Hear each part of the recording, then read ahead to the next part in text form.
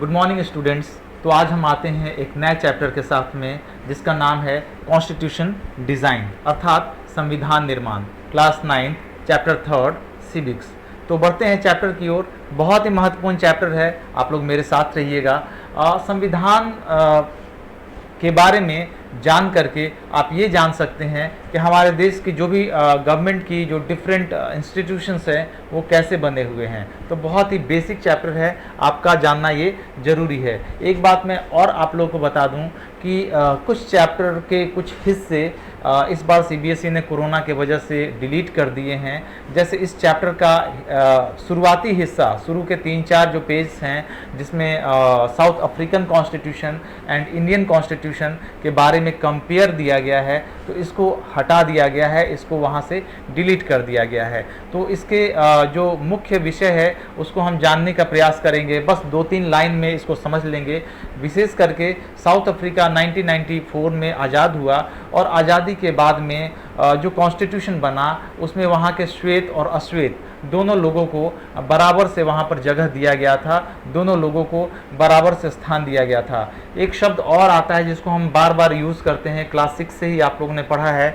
उस शब्द को बोलते हैं अपार्थीड अर्थात रंग भेद। साउथ अफ्रीका में बहुत पुराने समय से ही औपनिवेशिक शासन के दौरान रंग भेद की प्रक्रिया चल रही थी, जिसके तहत रंग के आधार पर मतलब स्किन के कलर के आधार पर गोरे और काले के बीच में भेद किया जा रहा था। और यह भेद सरकार के द्वारा, वहाँ की सरकार के द्वारा, वहाँ की अंग्रेज सरकार के द्वारा किया जा रहा था। तो इसको हम कहते हैं रंग भेद की प्रक्रिया या अपार्थीड।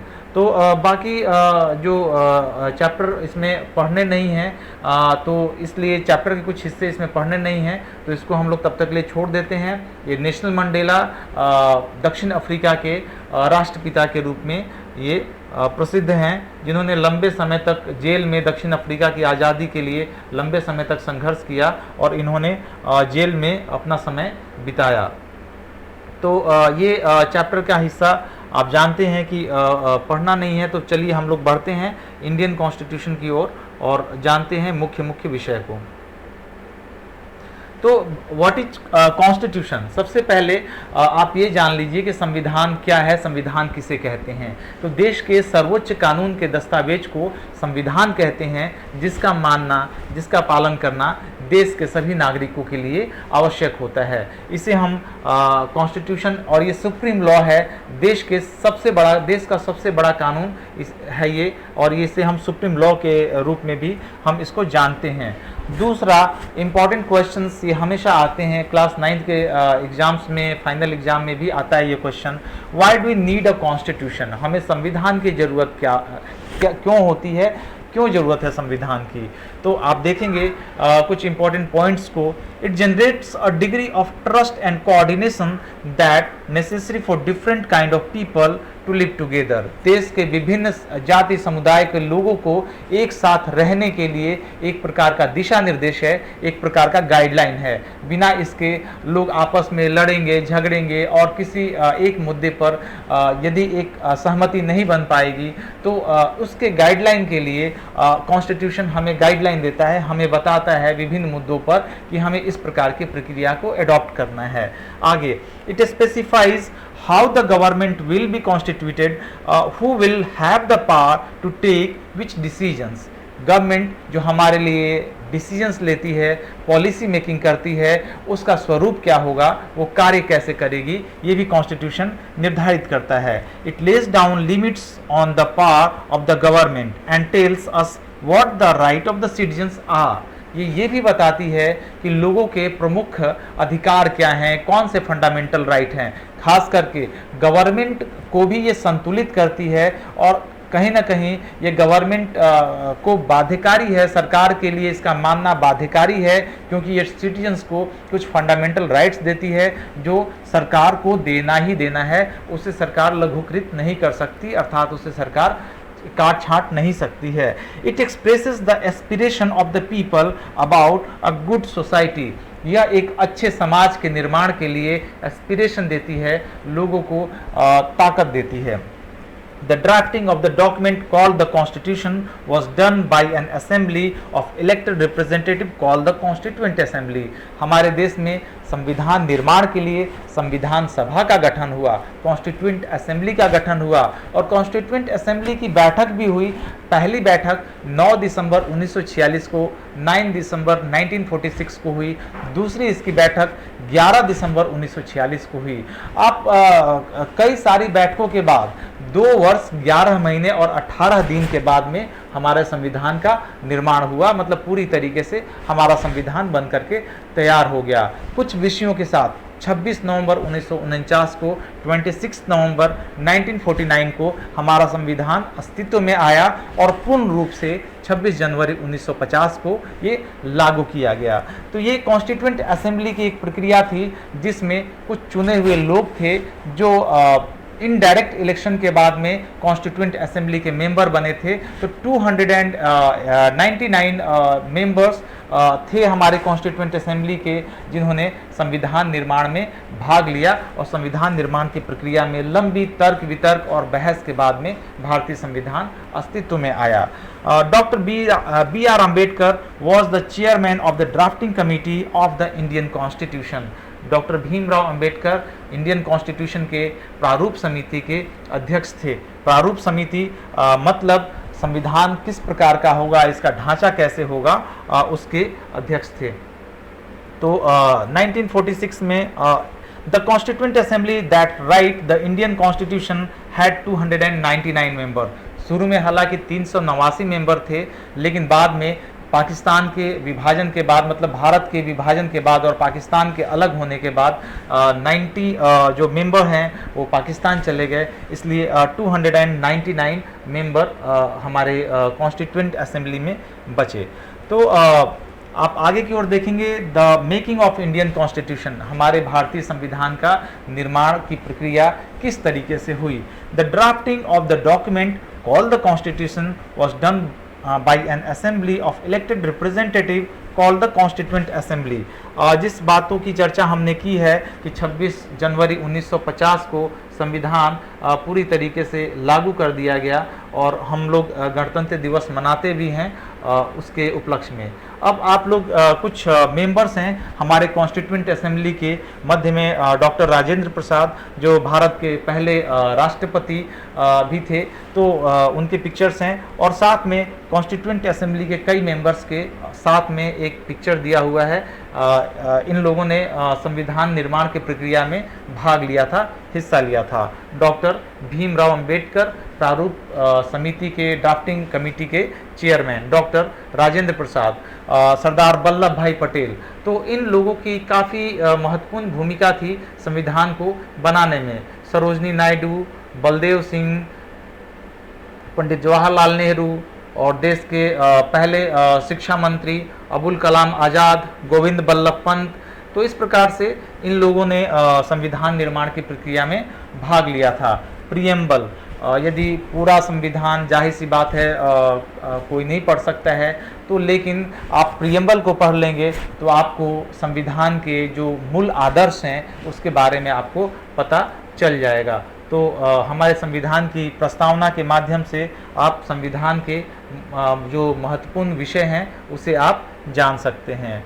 और we the people of India, इसका अर्थ क्या हुआ? अब कहते हैं कि what is the philosophy of Indian constitution, भारतीय संविधान का मूल दर्शन क्या है।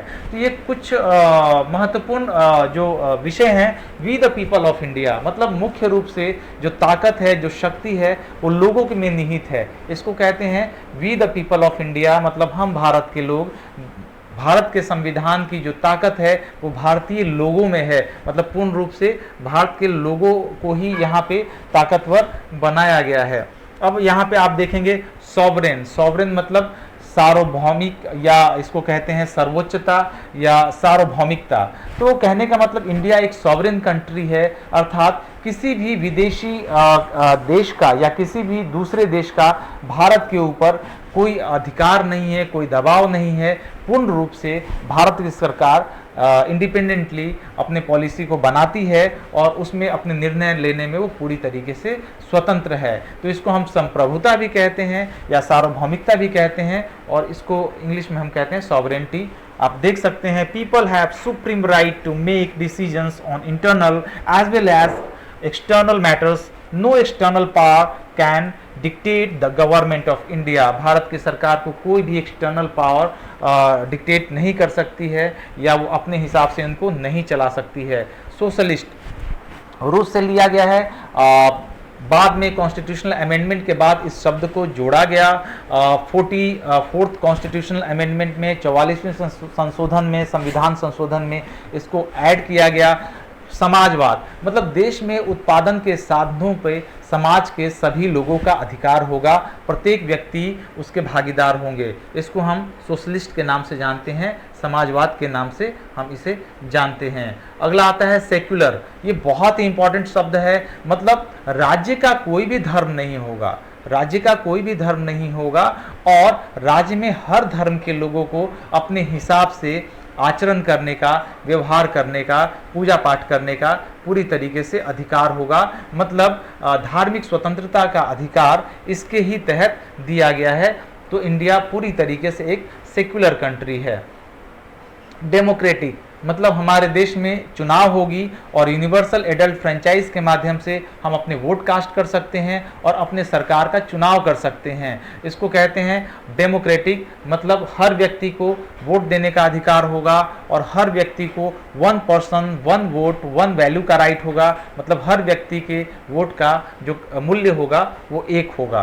तो इसको हम कहते हैं डेमोक्रेटिक। इसके साथ में रिपब्लिक। आप जानते हैं 26 जनवरी को रिपब्लिक डे मनाया जाता है। मतलब हमारे देश के सर्वोच्च पद पर जो भी व्यक्ति बैठे हैं वो चुनाव के द्वारा वहां पे जाएंगे। इसको हम रिपब्लिक कहते हैं। मतलब देश का सर्वोच्च पद इलेक्शन के बाद में, चुनाव के बाद निर्धारित होता है। इसको हम कहते हैं रिपब्लिक अर्थात एक गणराज्य। इसके बाद में जस्टिस। जस्टिस में एक शब्द जुड़ा हुआ है सोशल जस्टिस। मतलब सामाजिक न्याय। समाज के सभी जाति धर्म के लोगों को बराबर का अधिकार, उनको अपने हिसाब से निर्णय लेने का अधिकार। तो इसको हम कहते हैं जस्टिस। किसी का भी कोई डिस्क्रिमिनेशन नहीं होगा। There are no unreasonable restriction on the citizens in what they think, how they wish to express their thoughts and the way they wish to follow up their thoughts in action. तो इसको हम कहते हैं कि justice. आगे आते हैं liberty. Equality, liberty and fraternity. जब हम French revolution class 9th history chapter 1 में जब हम लोग ने पढ़ा था तो हम लोग ने देखा था कि ये 1789 के फ्रेंच रिवॉल्यूशन, 14 जुलाई 1789 के फ्रेंच रिवॉल्यूशन की एक प्रमुख स्लोगन था, जिसमें वहाँ के नागरिकों ने समानता, स्वतंत्रता और बंधुता का नारा दिया था। ये लिबर्टी वर्ड से ही हमें स्वतंत्रता का एहसास होता है। मतलब हम पूरी तरीके से अपने नीति निर्णय में हम पूरी तरीके से स्वतंत्र हैं। दूसरा शब्द आता है इक्वलिटी। हम कानून के समक्ष बराबर हैं, चाहे हम पैसे वाले हैं, नहीं पैसे वाले हैं, ऊंची जाति के हैं, छोटी जाति के हैं, किसी भी धर्म के हैं, हम बराबर हैं संविधान के समक्ष और देश के समक्ष। फ्रैटर्निटी, हम मित्रता के साथ में रहेंगे, हम बंधुता के साथ में रहेंगे। ये भी उच्च आदर्श हमारे संविधान के द्वारा दिए गए हैं। तो इसको हम फ्रैटर्निटी के नाम से जानते हैं। अब हमारा सोर्स क्या है, हमारे इंडियन कॉन्स्टिट्यूशन के कहाँ से इंडियन कॉन्स्टिट्यूशन को लिया गया है। तो ये सोर्स आए हैं अलग अलग देशों से।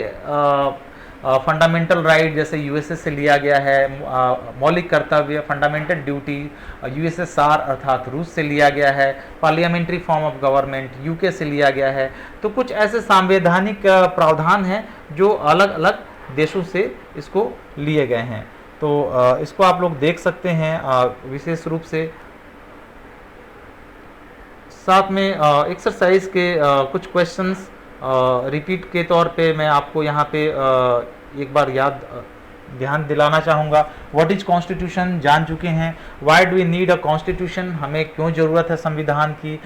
How many members were there in the constituent assembly, कितने मेंबर थे हमारे कॉन्स्टिट्यूंट असेंबली में, 289, ये भी आप लोग देख चुके हैं। व्हाट इज कॉन्स्टिट्यूंट असेंबली, संविधान निर्माण के लिए कुछ लोगों को चुना गया, वे सभी संविधान सभा के सदस्य थे। Who was the chairman of drafting committee of the constituent assembly, doctor Bhimrao Ambedkar.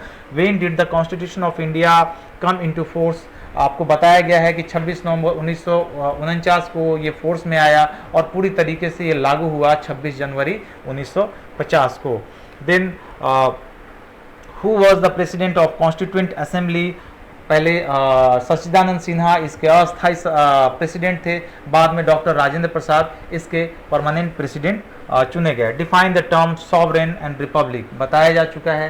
तो ये सारे एक्सरसाइज हैं जिसको आप लोग प्रैक्टिस करेंगे। तो यहीं पे चैप्टर समाप्त होता है, आगे हम लोग मिलते हैं नेक्स्ट चैप्टर में।